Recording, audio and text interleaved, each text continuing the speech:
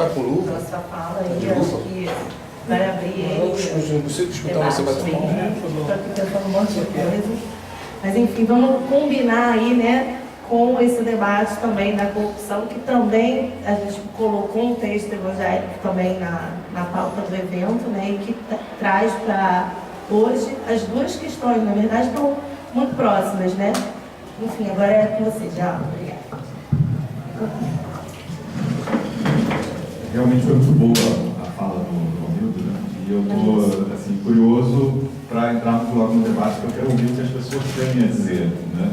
Eu acho que a minha fala muito no sentido de contextualizar um pouco com esse momento presente que a gente está vivendo e um pouco dessa história vivenciada no Rio de Janeiro, desse momento pré-olímpico, né? Das grandes obras, e do pouco que a gente, pouco do muito, né? Acho que do pouco pela mobilização em si, mas até do muito que a gente conseguiu realizar nesse período. E tem muito a ver com essa relação que o Romildo falou, o Nilson falou, da inter-relação mesmo que existe própria da igreja, né?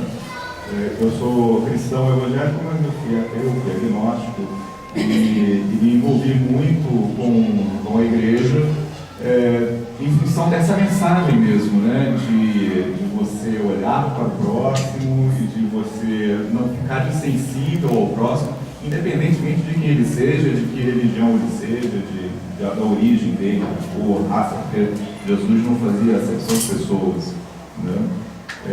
Então, isso nos leva a um envolvimento muito grande com a igreja. E eu, na minha caminhada dentro da igreja, em um determinado momento, por ter entrado na estrutura da igreja, de ter participado da administração da igreja, de ter sido promovedor da igreja, eu cheguei num determinado ponto de enxergar na igreja um partido político. Por quê? Porque dentro da igreja tem corrupção, porque dentro da igreja tem tudo que tem fora, né? Então, isso foi um balde de água gelada e me impulsionou a procurar esse envolvimento social diretamente com os movimentos sociais. E aí, então, começou uma nova caminhada, né? Mas a gente traz conosco sempre essa bagagem, né, de vida, essa experiência, porque a palavra de Deus é algo que incorpora na gente, algo que entra, né, dentro de nós. Independentemente de você estar numa igreja ou não estar depois, você tem um norte ali, você tem um guia, né? E aí, então, começou essa aproximação, né, com os movimentos sociais e, inevitavelmente, com os partidos políticos que estavam ali também, né, no meio desses movimentos, né. E, num momento muito interessante, eu estava com o Célio num encontro que teve no Múltiplo um pouco, né, e eu compartilhei ali uma experiência recente minha com o partido, que foi identificar no partido uma fé. Né? Uma fé de repente maior do que dentro da igreja, porque hoje nós temos dentro de alguns partidos, né, políticos, talvez de alguns seja a fé no dinheiro, no poder pelo dinheiro, né?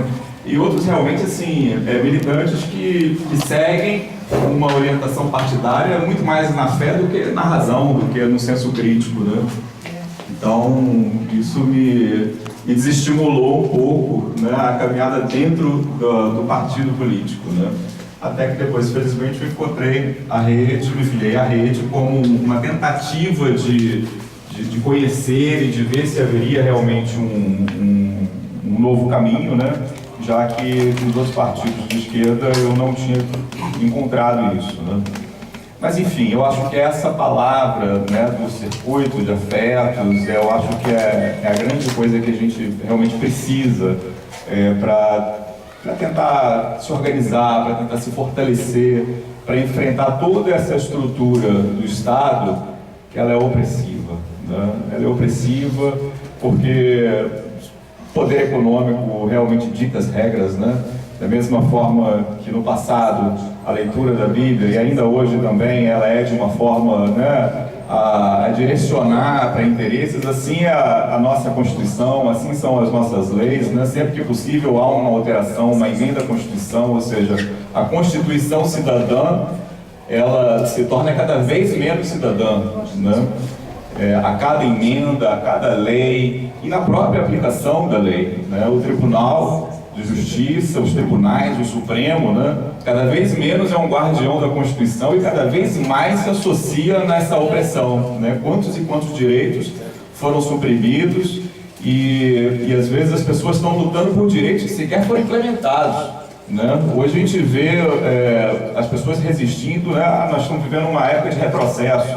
A gente está vivendo, de certa forma, retrocessos de princípios, de valores que estão no papel e sequer foram implementados, né? Então, como fazer, né? Como que a gente muda isso, como que reage, como que, né? E aí, ou seja, essa trajetória, né, que a gente quando entra numa caminhada dessa, a gente dá um passo, dá outro e não sabe para onde é que você vai chegar.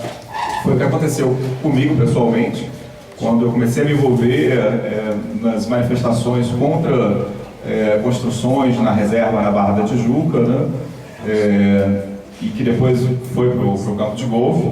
E ali a gente vê aquele núcleo, né, aquele grupo de pessoas, né, que começam a se envolver, mas não conseguem construir alguma coisa, né, que foi o movimento Salve Reserva na Barra da Tijuca. Desse grupo do Salve Reserva surgiu um grupo menor, né, bem menor, que foi o Golfe para Quem, né? O Golfe para Quem, qual foi o diferencial do Golfe para Quem? Foi o circuito de afeto, foi o relacionamento que existiu entre as pessoas. Éramos poucos, né? Mas nós conseguimos fazer tanta coisa que culminou agora com uma das ações, né, a mais recente, que foi ajuizada contra o Eduardo Paes. Então, está exatamente nisso, né? Nesse circuito de afetos, nessa relação que a gente tem entre as pessoas. É isso aqui que nós estamos vivenciando, né? A gente sabe que a gente tem uma vivência dentro da igreja, a gente sabe que a igreja não é o templo, a igreja é o corpo que está envolvido, somos nós, né? Então, da mesma forma, isso aqui é a política, né? E é a política que nós precisamos, ou seja, que a população precisa aprender a viver, a vivenciar, a experimentar, né? É participar de uma reunião como essa, é participar de reuniões de classe, ou de bairro, ou de escola, o que quer que seja, né? O Golfe para Quem, que foi esse primeiro estágio, né, dessa resistência, né, que ficou muito associada à questão do golfe, mas não era somente a questão do golfe.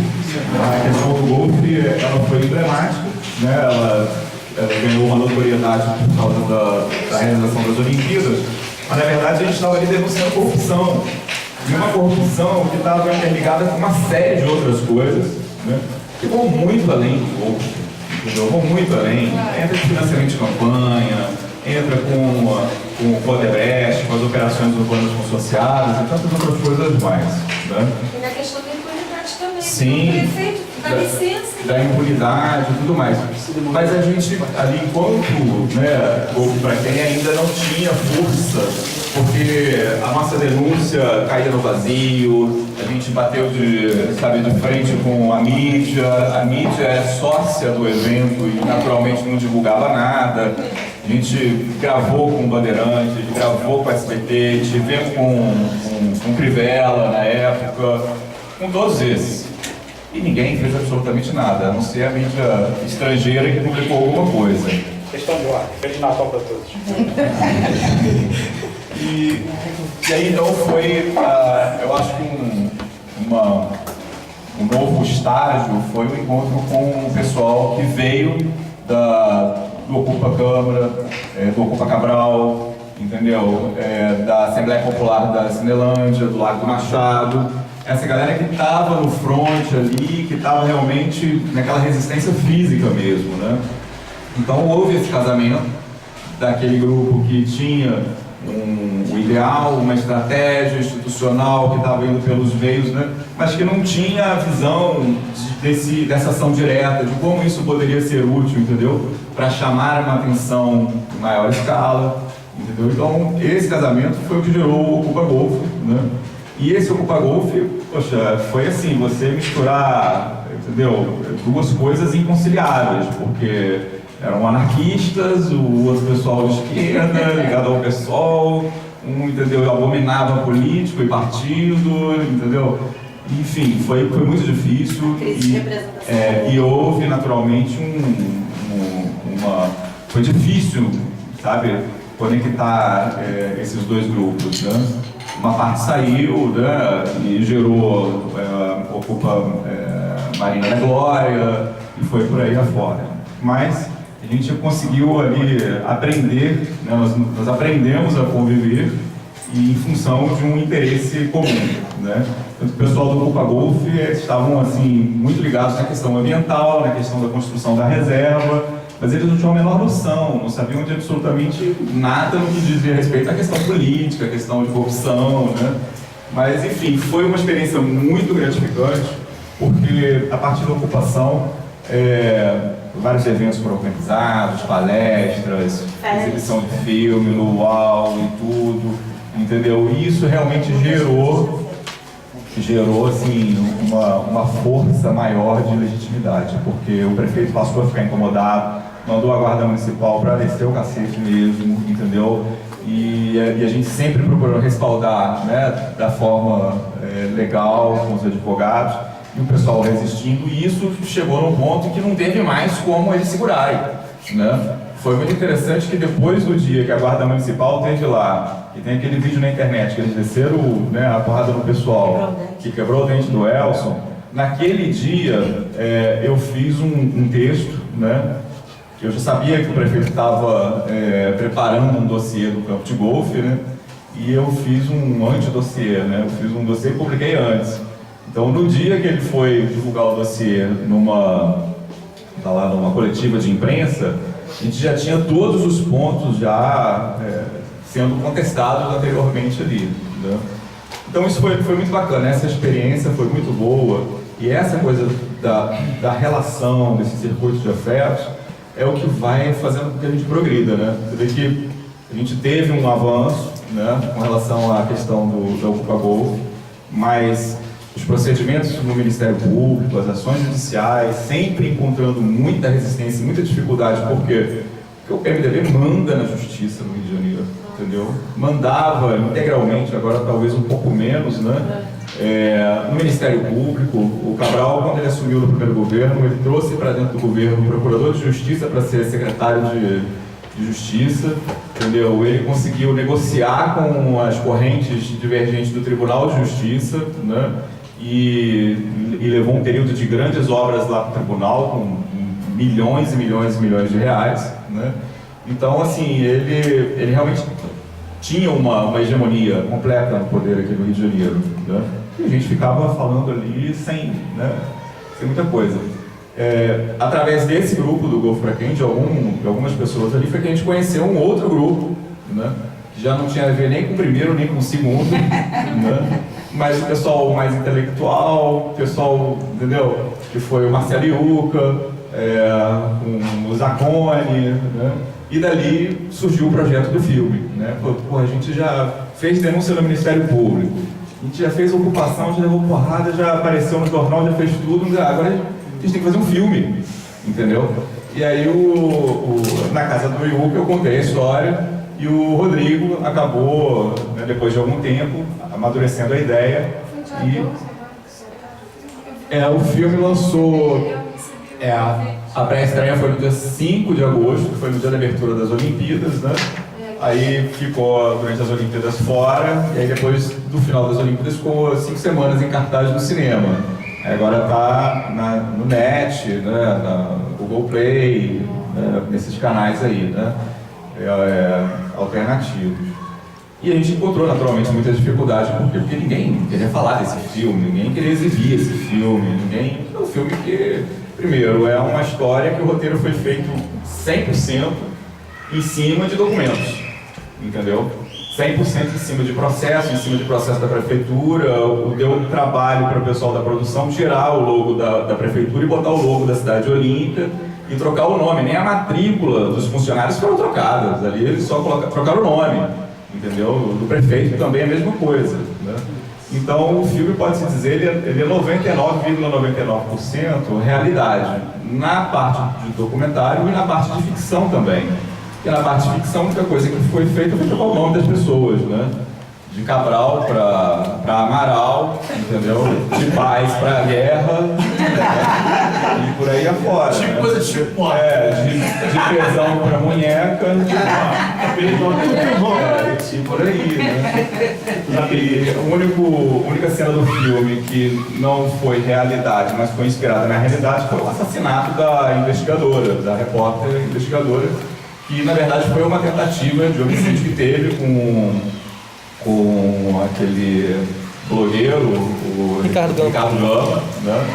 Que levou 7 tiros no Copacabana, não morreu, outra coisa, mas ficou bem, né? E, então, assim, foi... Aliás, ele era ruim, depois de 7 tiros ficou bom. Essa foi a única cena do filme que ele foi que ele não morreu.